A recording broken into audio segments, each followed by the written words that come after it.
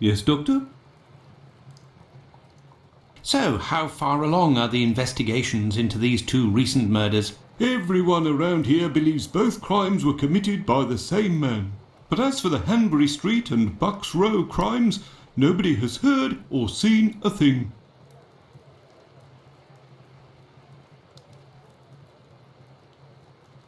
By the way, have you heard of a Dr. Tumblety? No. Is it important? Yes. Well, no, maybe. Actually, I don't know. I have heard about this man, his frequent nocturnal outings and bizarre behaviour. What does this chap look like, Doctor? And where can we find him? The last I heard was that he was staying at Finley's place, the man who was looking for me a few days ago. It would greatly assist us if you could ask Finley what your strange associate looks like. We could then see if the description matches any witness accounts.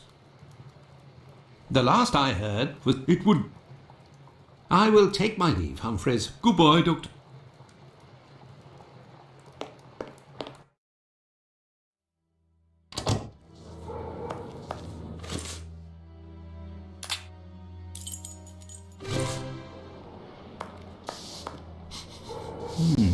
There is a strong smell of gas.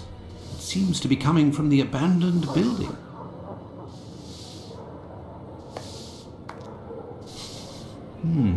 There is a strong smell of gas. It seems to be coming from the abandoned building.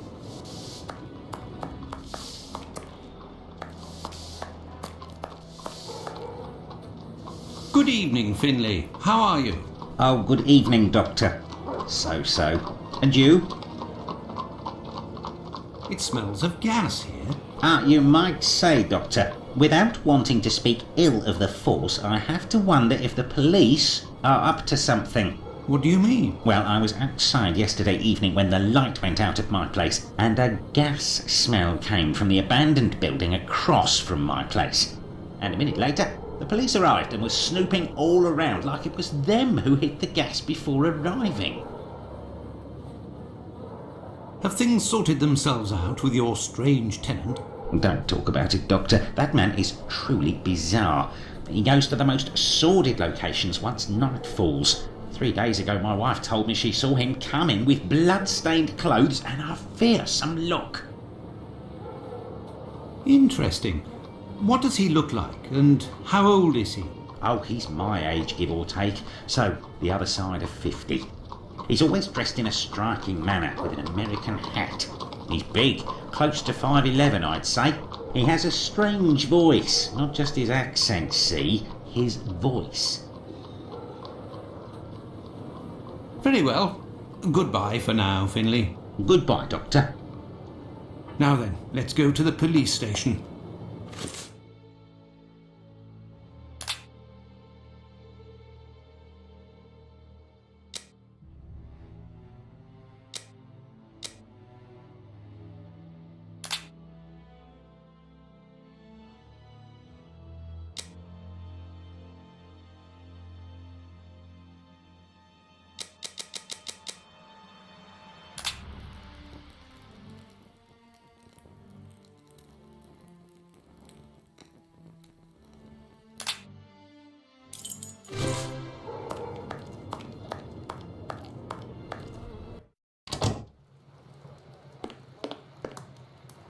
Yes, Doctor. Tumblety is a man around 5'11", about 55 years old, extravagantly dressed and with a rather distinctive voice.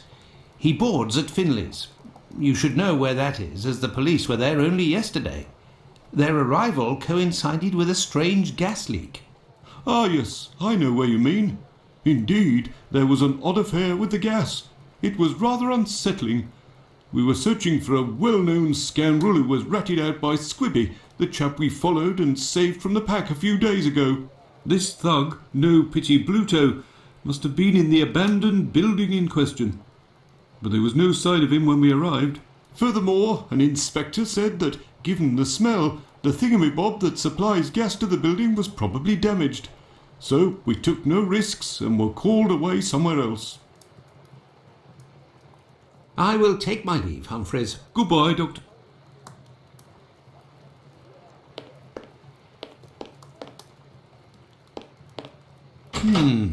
Closed.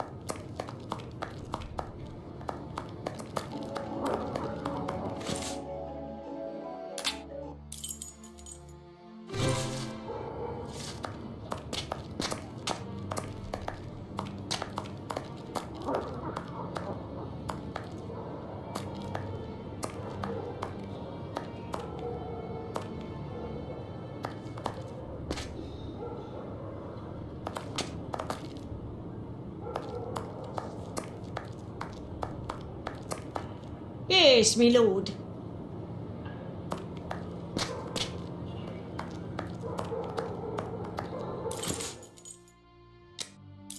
I could return to Baker Street, but I am still missing some information, and that would put Holmes in a devil of a mood.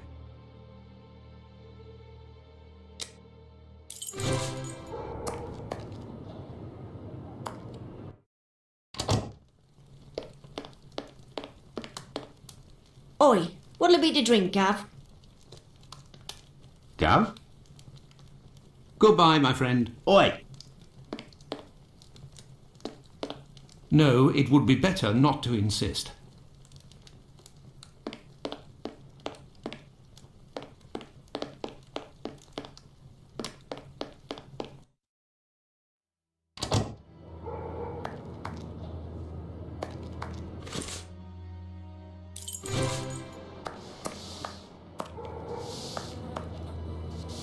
Anything else, Doctor?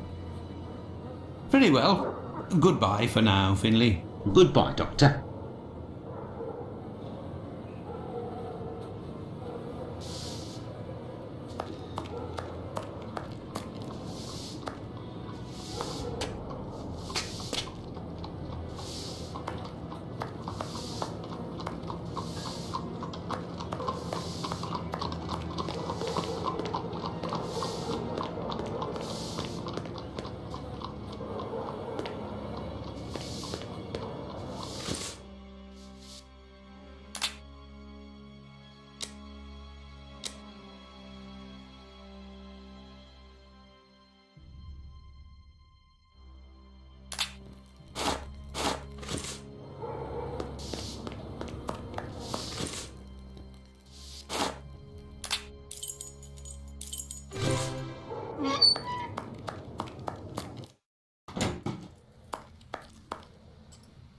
Yes, Doctor?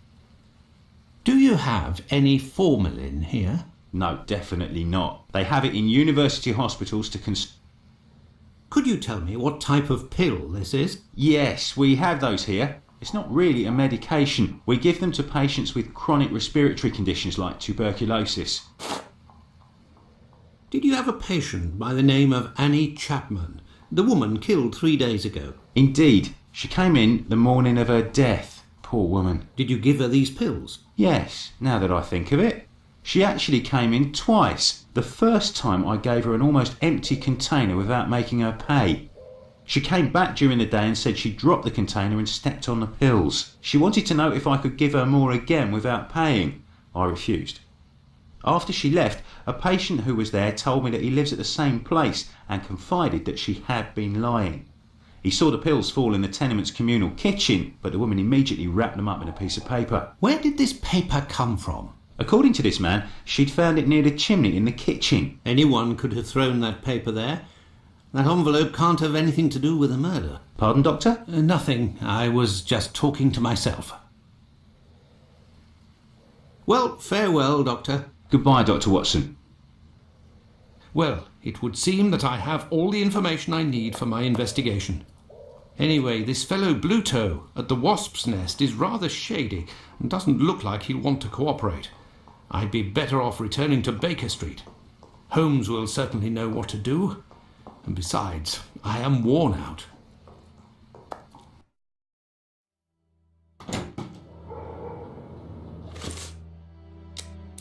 Let's go back to Baker Street. Home, sweet home. There we are, Holmes. I've told you in great detail everything that happened last night. Excellent work, Watson. We shall now be prepared to answer a few questions about the horrible murder in Hanbury Street. Do you think we are now in a position to find out the identity of the murderer of these two women? No, I don't think so. It's outside of our scope and not our responsibility. As much as you've done for Leather Apron and the affair with the pills, our mission is to help the police by ensuring that they don't get caught up following false leads and to point them in the right direction. Let us start from what we know with some certitude. As you have just said, it is almost certain that the same person killed the Bucks Row and Hanbury Street victims.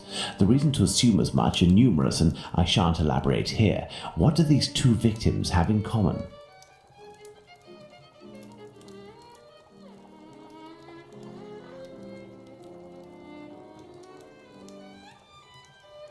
It's true these two women were in the same profession, but... Indeed, Watson. These two women were both prostitutes. That is of vital importance, Watson. My memory from your examination of the scene is rather hazy. Didn't you say something about the killer's frame of mind? I was talking about the victim's possessions that were placed on the ground and the rings missing from Annie Chapman's fingers. This killer is a cunning predator, comes from a rather humble background and shows steely self-control in carrying out the murders. Something is puzzling me, Holmes. Richardson's testimony contradicts the time of death given by Dr. Phillips, which also matches my own, 4:30 a.m. And yes, we shall confirm that, Watson, and attempt to determine the precise time of death. In order to do that, we will need to place everyone involved on a timeline. Only after that will we be able to place the knife symbolizing our killer. Let's look at our timeline, Watson.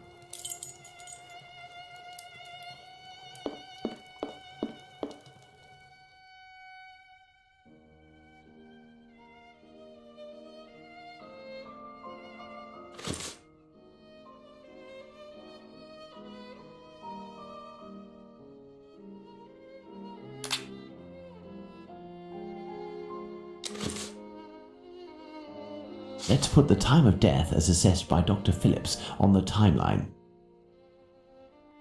The assessment of the time of the murder given by Dr. Phillips and yourself, Watson, 4:30 a.m.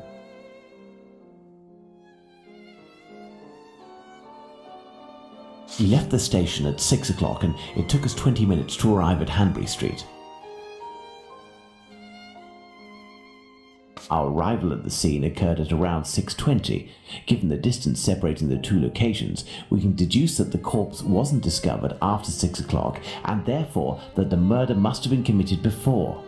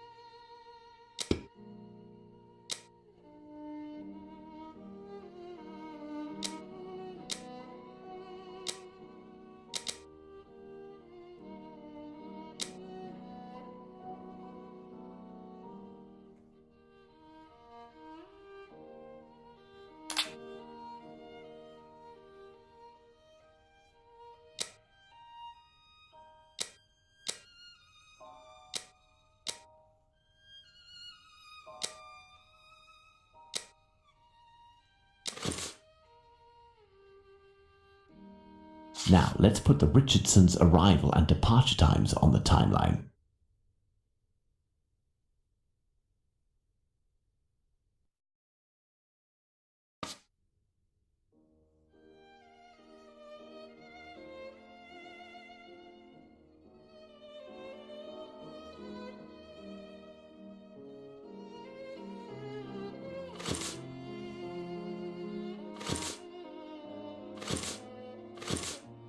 Now, let's put the Richardsons' arrival and departure times on the timeline.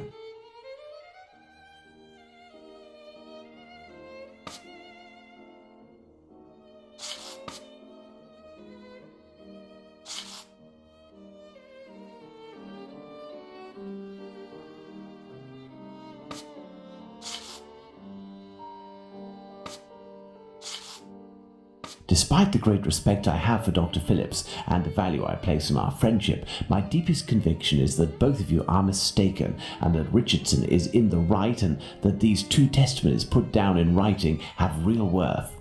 But how? Explain yourself, Holmes. Remember how you assessed the time of death? You touched the fingers and body of the victim, but it was remarkably cold for this time of year. In addition, the corpse had been drained of bodily fluids. Its heat retention was therefore no longer the same as that of an intact corpse. Egad! You're right, Holmes. Oh, I've had some time to research, Watson. Given these facts, my first diagnosis may have been off by half an hour, perhaps even an hour. Thus, we can confirm Richardson's statement and establish that the murder was committed after 4:50 a.m. and not before 4:30 a.m.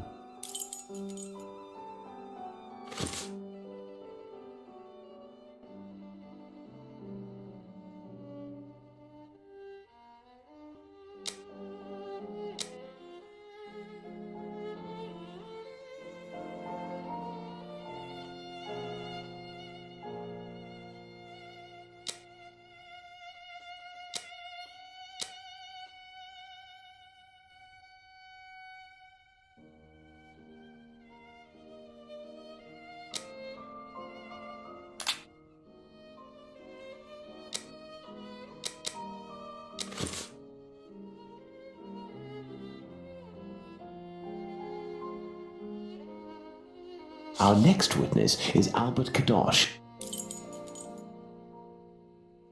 Albert Kadosh goes down into his garden at approximately 5:20 and on re-entering his home hears voices in number 29's garden. Let's place this symbol that represents Kadosh on the timeline. Kadosh goes back down into his garden approximately 4 minutes after having left it and hears the sound of an impact against the wooden fence. Let's place this symbol that represents Kadosh on the timeline. Kadosh leaves the garden, enters his house, then leaves for work, seeing the clock on the Spitalfields church showing 5:32.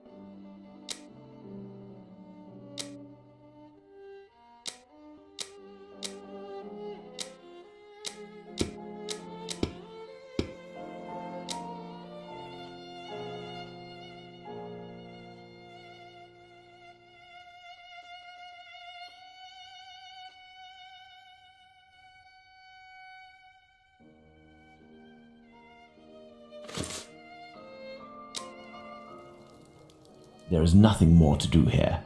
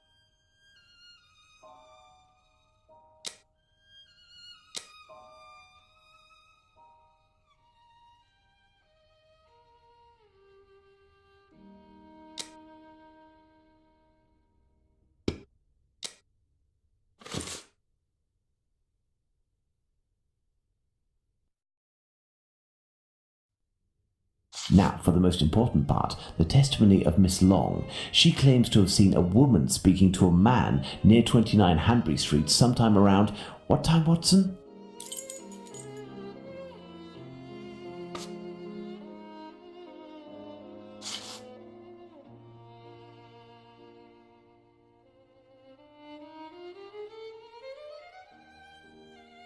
Let us assume, therefore, that Miss Long's testimony is, as is most certainly the case, true.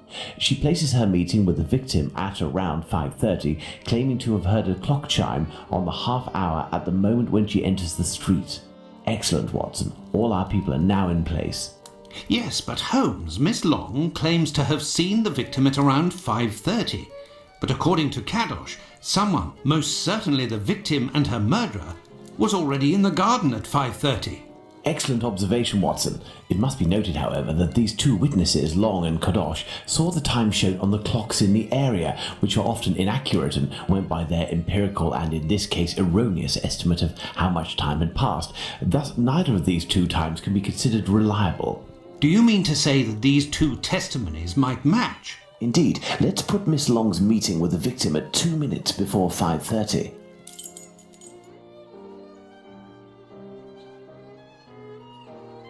Let's add Miss Long's meeting with the victim at 2 minutes before 5:30 a.m.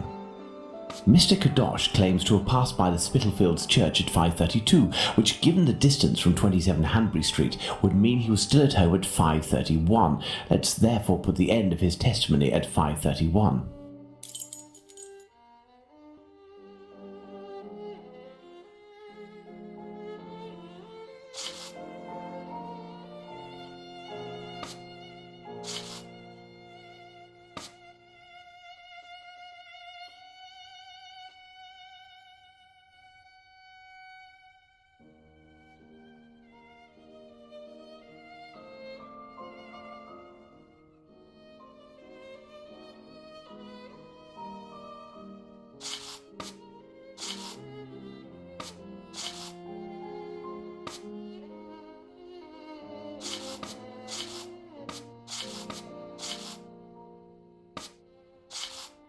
Miss Long heard the man say to the victim, "Will you do it?" To which the victim responded, "Yes," which would suggest that an agreement was reached and that the transaction was imminent.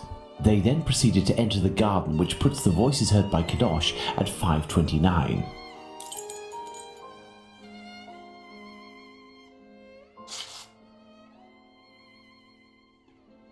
We had thought that Kadosh had left 27 Hanbury Street at 5:31 after having heard an impact against the fence. Thus, 2 minutes passed between the moment when Kadosh entered the house after having been in the garden the first time and the moment when he returns to go out again and leave for work. How long did he estimate this interval to be? 3 to 4 minutes.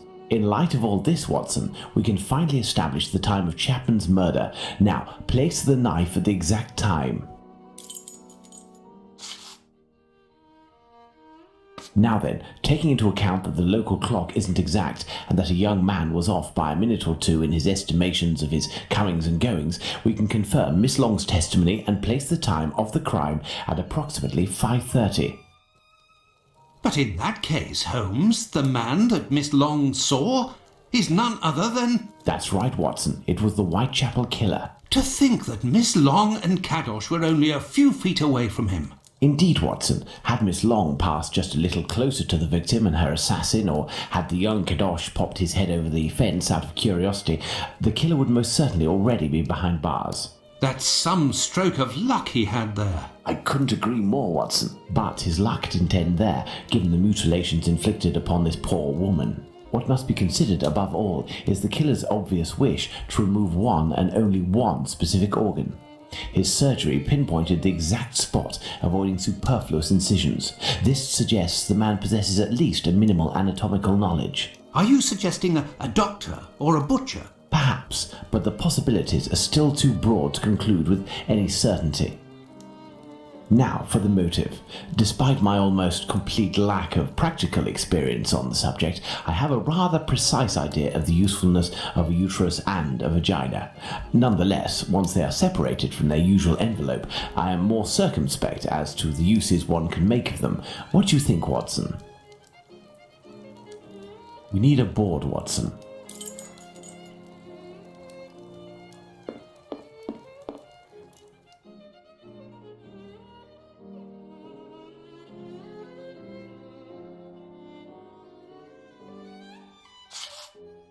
Perhaps it was intended as a study specimen. I have little faith in that theory. Hardly anything was taken from the Bucks Row victim.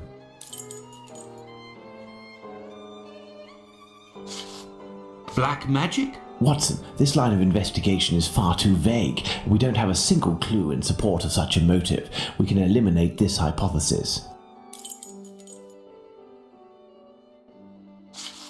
Money, quite simply. Even if this motive seems incongruous, we're in no position to deny or affirm it until we know whether a market for human organs exists.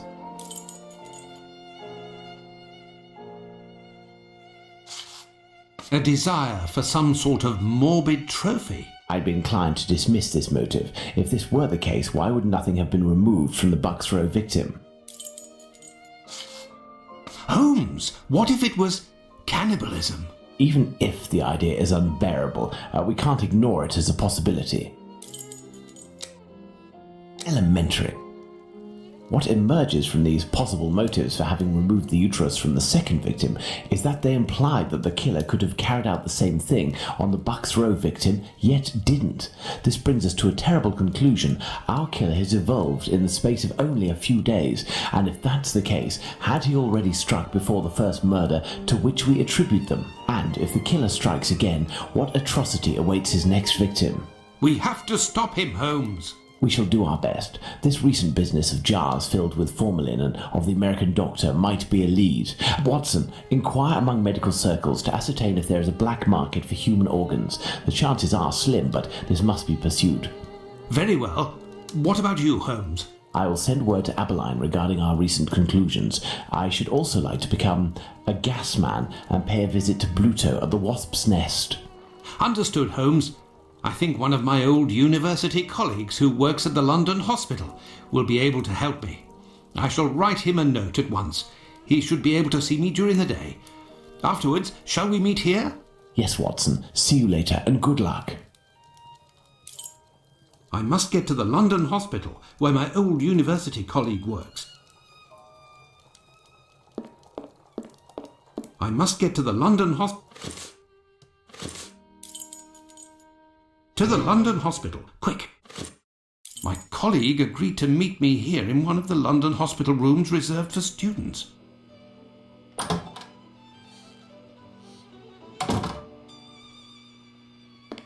Ah, John, you're there already. Punctual as always. Tell me, you don't seem to be in good shape. Is it possible that your recent marriage is making you this morose? Ah, you know me well, Andrew. No, it's a strange and terrible affair that concerns me. Have you read my note? Yes, I admit that I was surprised. It just so happens that I too was asking questions about our morgue. What do you think? Have you heard of any organ trafficking within? No, John. No doubt there exists some exchange between colleagues. Not quite legal, of course, but nothing that can qualify as trafficking. Since the Anatomy Act of 1832, which permitted the use of unclaimed corpses for science, the black market trade was definitely halted. There are sufficient subjects available for all practitioners and students. This I can confirm. Well, organ trafficking as a lucrative trade is out of the question. Then what is troubling you with the morgue? You are talking about trafficking organs, but I suspect there is trade in whole bodies. What do you mean to say? Whole bodies are disappearing? Well, it's confidential, but I know of your discretion and your friendship with the famous Sherlock Holmes. I can tell you that a few corpses have recently disappeared from the hospital morgue. Cadavers that were intended for dissection. That is to say, not claimed, poor, unknown people. If a single corpse had disappeared, it might have been a bad joke. There are many students who pass through here. It's even a meeting spot. For the majority, they are here to work. A few come here in secret to practice. It also happens that instruments or organs go missing. Nothing alarming, but so many corpses. It's very troubling. But the hospital doctors aren't doing anything? No. That is to say, they would prefer not to call the police at this point. An investigation would no doubt result in the suspension of authorizations for the use of unclaimed corpses. Do you think that you could intercede on our behalf with Sherlock Holmes to clear up this situation? Which corpses are missing? I don't know exactly, but I can make an exact list if you would like to wait here for a few minutes. Feel free to look around the room while you wait. It'll bring back memories. Thank you, Andrew.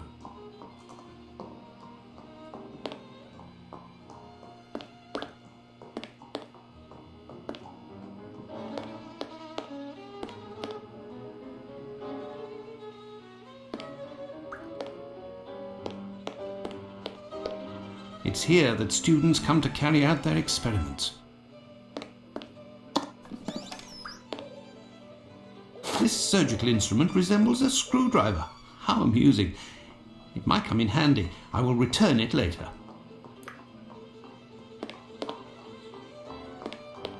It's here that students come to carry out their experiments. This rag is full of grease.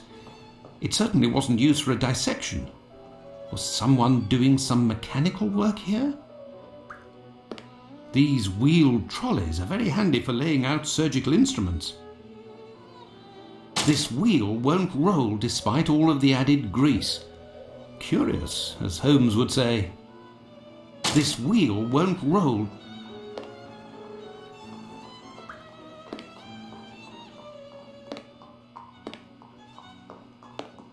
The last lesson must have been about the human heart. And for a class of beginners, I expect, as this diagram is rather rudimentary.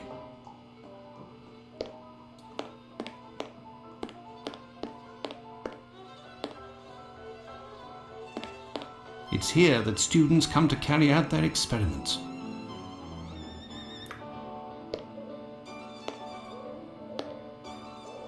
An encyclopedia of anatomy. A page on the human heart is dog-eared. Let's see.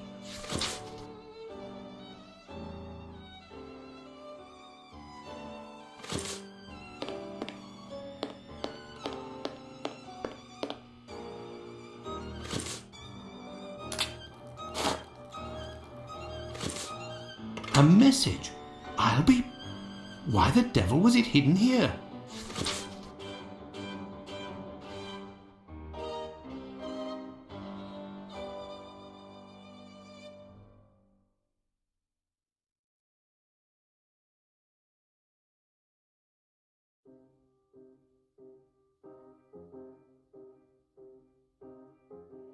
An old prescription.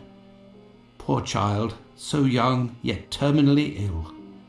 Strange, someone scrawled something. Part of it is in Latin. These are instructions, it would seem.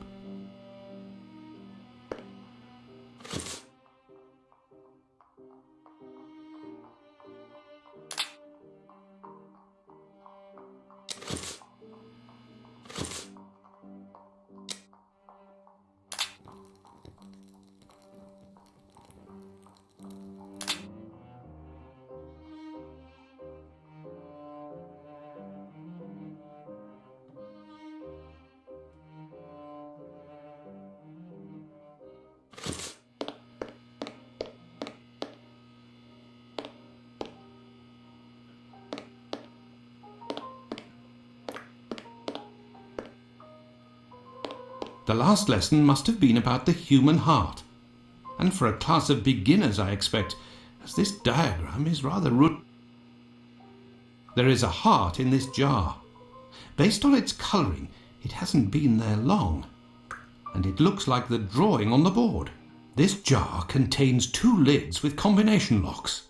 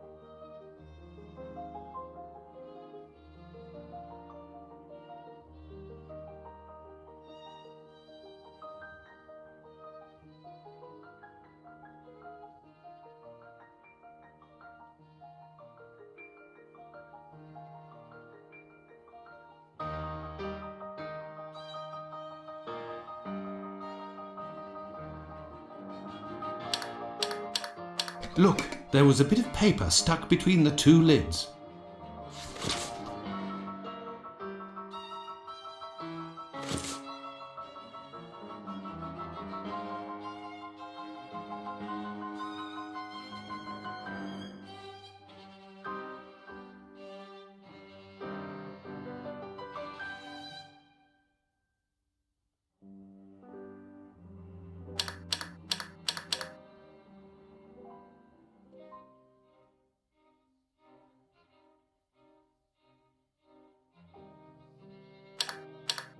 Incredible!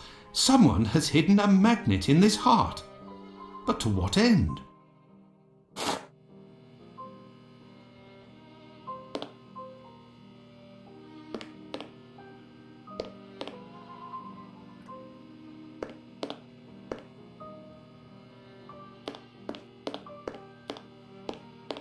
Nothing of interest here. Nothing of interest here. Nothing of interest here. Incredible! There is a magnet with a hook behind this pane of glass. I am in need of something.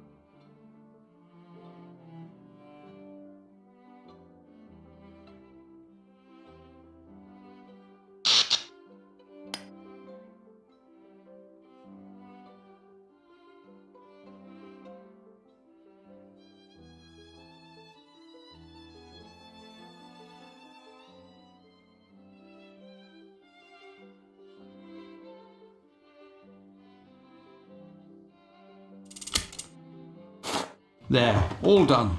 Holmes couldn't have done better himself. A hole. I can make out something inside, but how to get it out? I will need a hook. I found it. A coded message. I do believe I will need Holmes. Here is the list, John.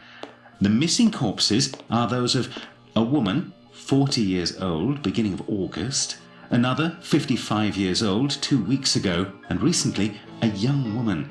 These corpses had nothing in common except that they didn't have any apparent lesions. All of this is very troubling. Well, I think that I have all of the information possible, and I promise that I will do what I can to clear up this business. I must leave you, my friend, and... In the name of our friendship, please don't cause a stare. To be sure. Thanks again, Andrew. It is I who must thank you, John. Don't forget to keep me up to date and say hello to your charming wife for me. Count on me, Andrew. I must go to the Wasp's Nest to find this rogue that Watson dubbed Bluto. He may be able to provide information on Dr. Tumblety. This lead, although tenuous, is well worth following. I must return to Whitechapel, but it would be better if I did so incognito.